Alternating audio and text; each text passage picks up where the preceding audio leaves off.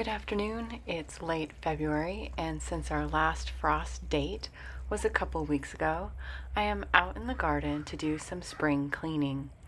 The Superbena Sparkling Amethyst and the Lemon Coral Sedum I ordered from Proven Winners Direct last year have both survived the winter. So now is time for me to do some cleanup. Just one left now, I believe. I got quite a bit off of these.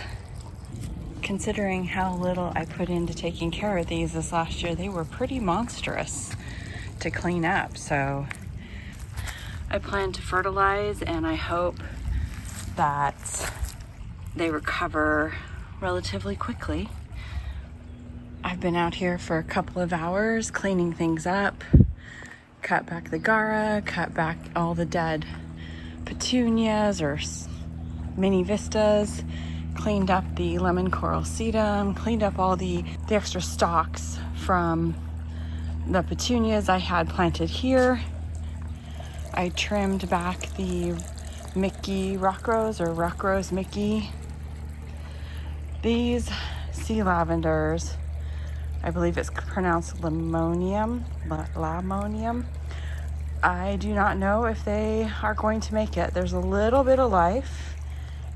You can still see it in this one, but the other one's pretty crispy. I'm not sure what happened. Maybe they got waterlogged. We'll see. These don't look so pretty this year, so I'm a little worried. I have daffodils ready to come up, and daffodils on the other side of the yard blooming. I cleaned up the ferns on the retaining wall. They were kind of hanging over and looking a little messy. Cleaned up some more stuff in here, mainly weeding. I still have a lot of spring cleaning to do, but thank you for joining me for my garden journey.